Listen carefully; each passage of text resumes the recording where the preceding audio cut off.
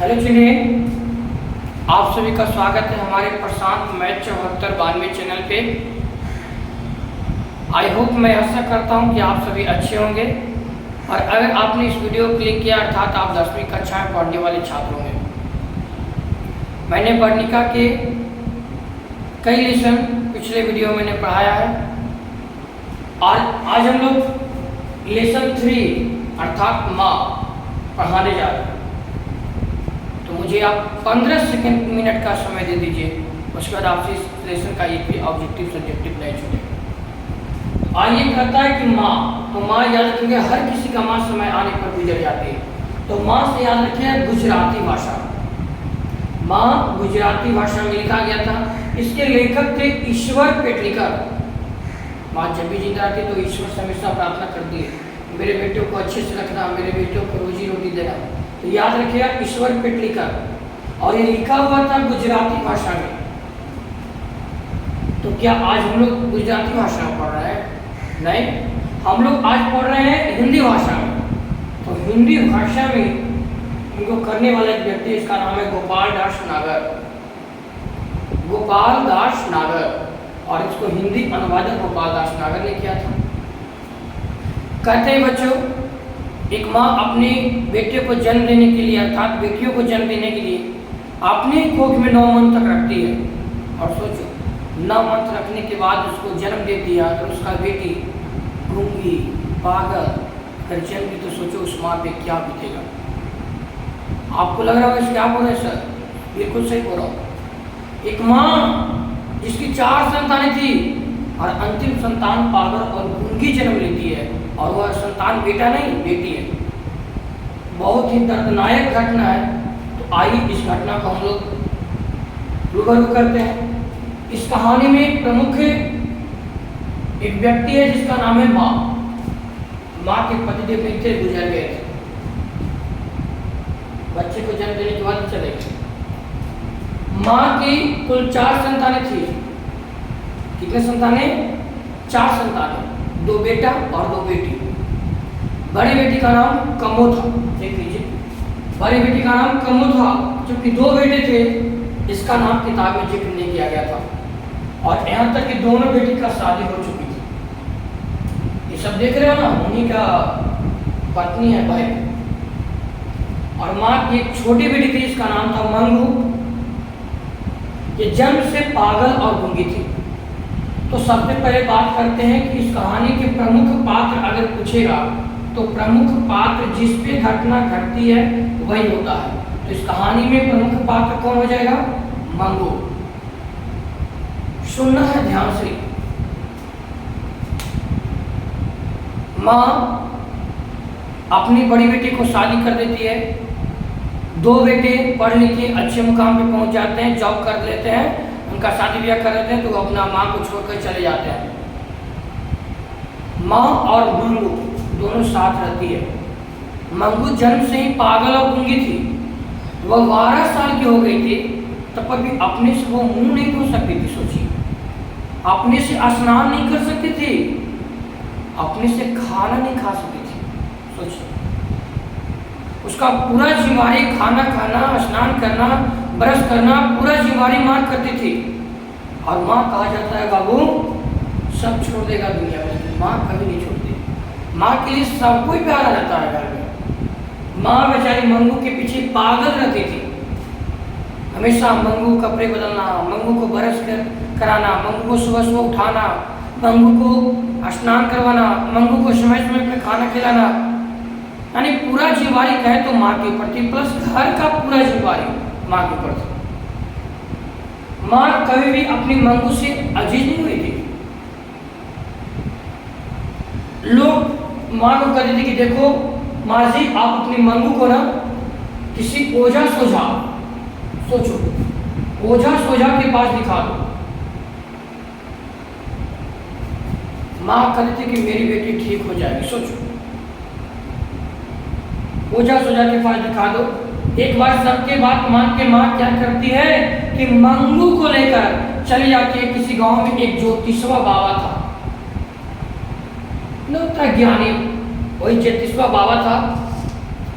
उनके पास ले गई, ज्योतिषा बाबा मंदिर के राह पर लगाए मंगू को और बोले माँ जी आप चिंता नहीं कीजिए, याद रखिए आप चिंता नहीं कीजिए, मंगू अगहन के महीने में ठीक हो जाएगी। कब ठीक हो जाएगी?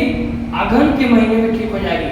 जबकि मंगू अगहन के महीना आते आते 14 साल का हो जाता। मंगू अगहन के महीना में 14 साल की हो जाएगी और ज्योतिषवा बाबा कह रहा है कि मंगू अगहन के महीने में ठीक हो जाएगी। माँ के लिए अगहन का महीना बहुत ही आसान था। सोचो ना, एक माँ की बेटी पागल थी और उसको कोई ना कोई बोलता है कि आपकी बेटी जो है अगहन महीना में ठीक हो जाएगी, तो सोचो माँ के अंदर कितना खुशी होगा।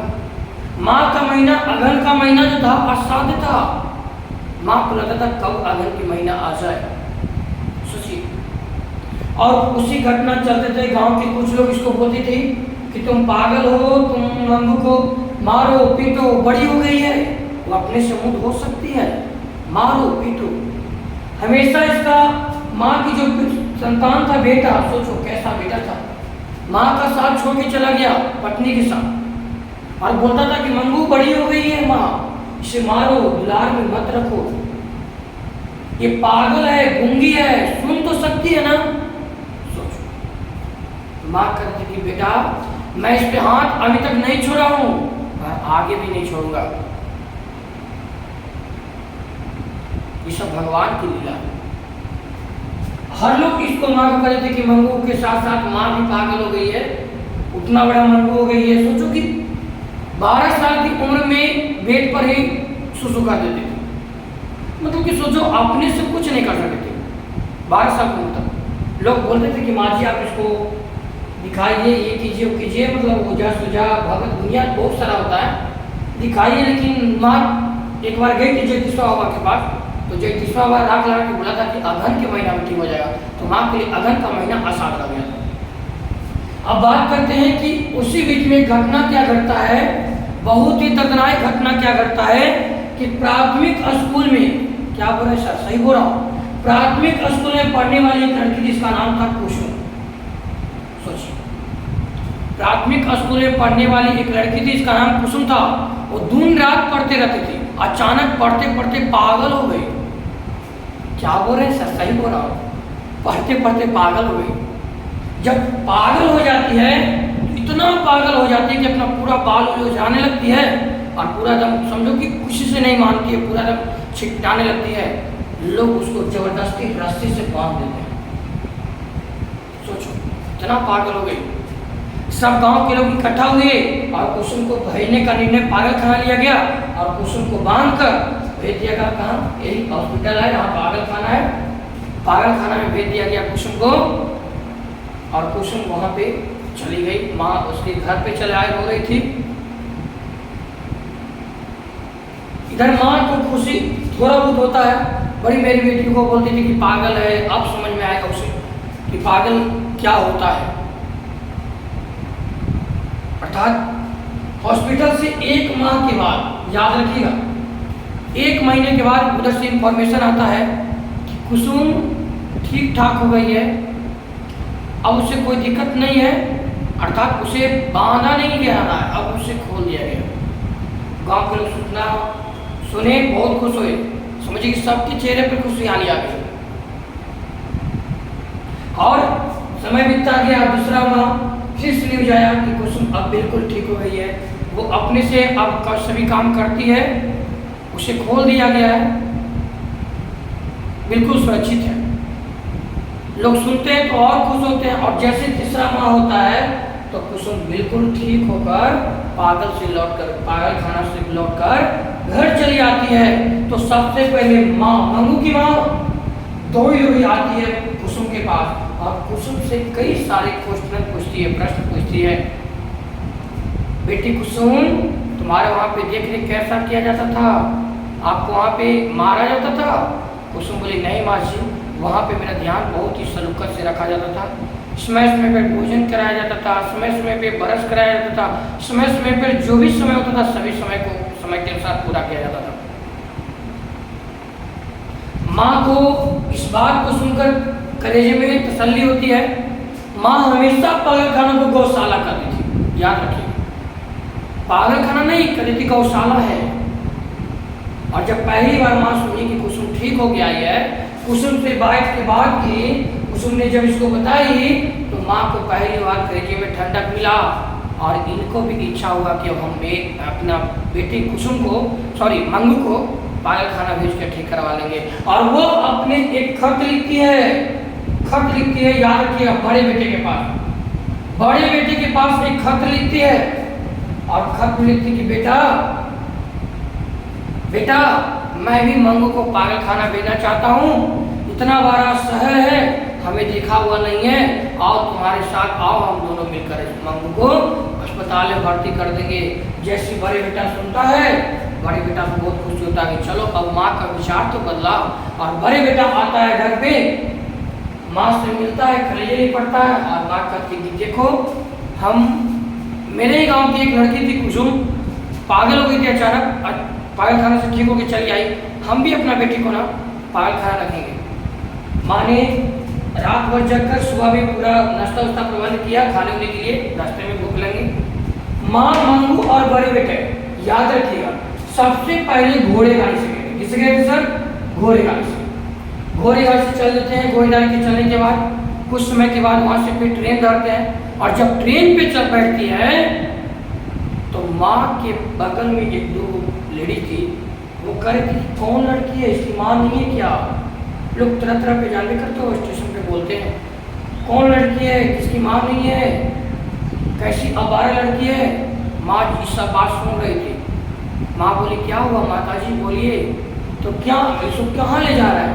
तो माँ बोली कि देखिए मैं इसे पागल खाना ले जा रही हूँ, मेरी बेटी पागल है जन्म से, उसको पागल खाना में रखेंगे ठीक हो जाएगी। ट्रेन पर लोग कहने लगे इसको पागल खाना ले जाएगी तो मर जाएगी, इसे पागल खाना नहीं ले जाओ, इसको घर पे प्रवस्थित करो। माँ का कलेजा कहते ना कलपने लगा। माँ मजबूर थी क्योंकि इस बार अपने बेटे को खत लिख के बुलाई थी। अगर माँ बोलती कि मैं अपनी मंगू को ले जाऊंगा तो बड़े बेटे ने कहा था कि तो माँ मुझे क्यों बुला के लाई? सोचो, माँ सारा सहन करते रही।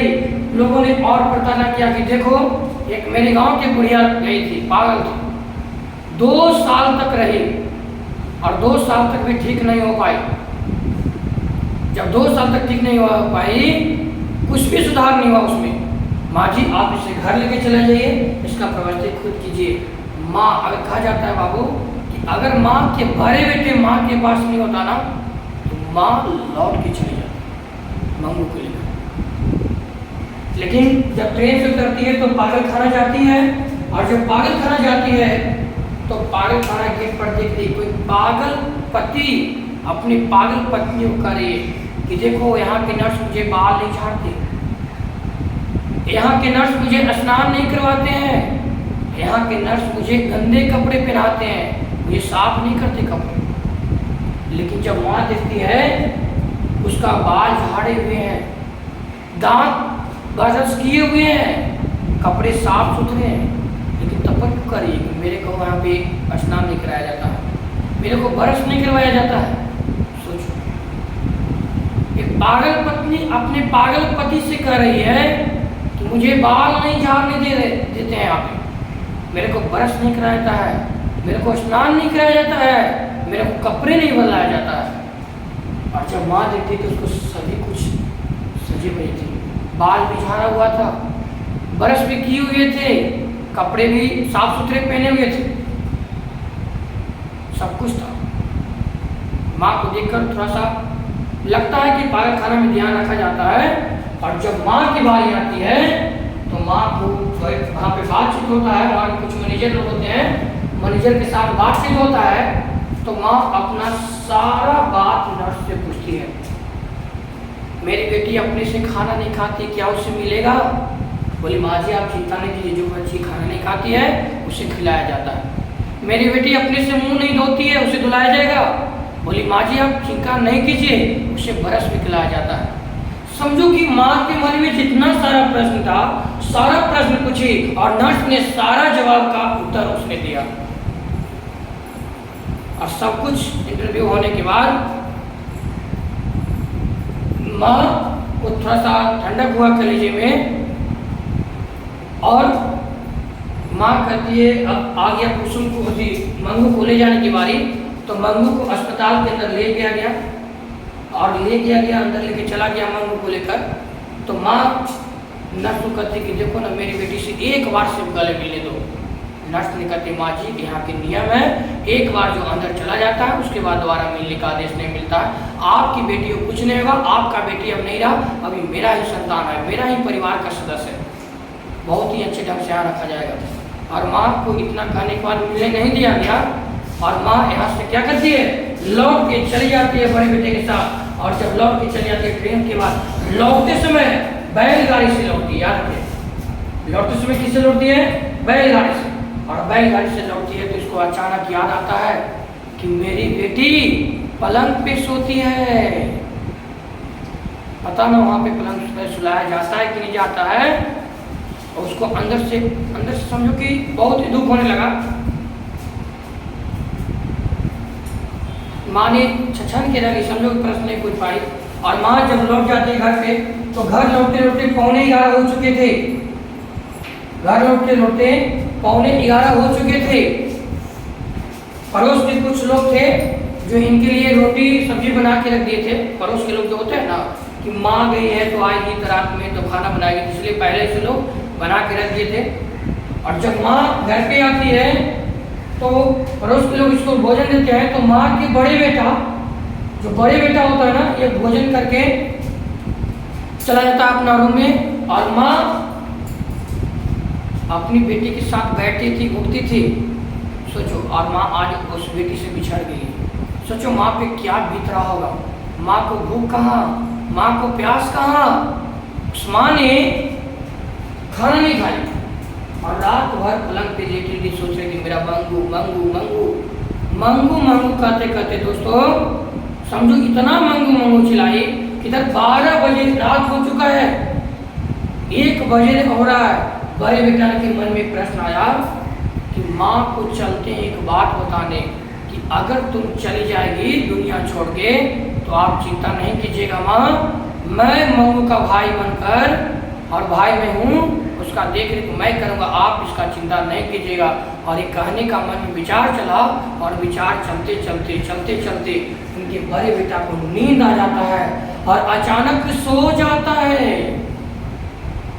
सोने के बाद इधर माँ हमेशा मंगू मंगू चिल्ला रही थी, मेरी मंगू कहाँ गई, मेरी मंगू कहाँ गई, मेरी मंगू को पास लाओ, मेरी मंगू को मार रही है। सोचो, हमेशा उसके साथ उठती थी, बैठती थी, और इतना मंगू मंगू की कि रात होते हुए सब सुबह उठती है तो मंगू से भी ज्यादा पागल उसकी माँ हो जाती है। सोचो, एक बेटी के बिछड़ने की वजह में, शोक में मंगू से ज्यादा वो पागल हो जाती है। और सुबह उठती है तो एकदम पूरा मंगू, मेरी मंगू को लाओ, मेरी मंगू को मार दिया, मेरी मंगू को लोग मार रहा है। मतलब कि इतना ज्यादा पागल हो गई कि गांव के लोग भीड़ हो गए। क्या बोल रहे हैं सर, सही बोल रहा हूँ, मंगू से ज्यादा पागल माँ हो गई। और जब माँ पागल हो गई, यहाँ से आपका कहानी खत्म हो गया। तो आइए, इस चैप्टर का कुछ महत्वपूर्ण ऑब्जेक्टिव है आपको मैं कराता हूँ। मंगू के अलावा माँ की कितने संतान थी? तब मंगू के अलावा 1 2 3, अर्थात मंगू के अलावा कितने संतान थी? 3। माँ की कुल कितने संतान थे? तो माँ की संतान पूछा थे 1 2 3 4। तो माँ की कुल कितने संतान थे? 4। नेक्स्ट, मंगू की बड़ी बहन का नाम क्या था? तब मंगू की बड़ी बहन का नाम अभी मैंने बताया था, कमू था। कमू को शादी हो चुकी थी। और मंगू के भाई कितने थे? तब मंगू के भाई 2 थे। जयतिशवा ने क्या कहा था? मंगू अगहन के महीने में ठीक हो जाएगी। अगहन में मंगू कितने वर्ष की हो जाएगी? अगहन में मंगू 14 वर्ष की हो जाएगी। पागल खाना को माँ क्या कर देती? पागल खाना को माँ गौशाला कर देती, याद रखिए। पागल खाना को माँ क्या कर देती? गौशाला। गौशाला। पागल खाना जाते समय पहली बार किसकी सवारी की? तो याद रखिएगा, घोड़ा गाड़ी। सॉरी, घोड़ा गाड़ी नहीं था, बैलगाड़ी। बैलगाड़ी। लौटते समय घोड़ा गाड़ी। कितने बजे लौटी थी? 11:15 बजे।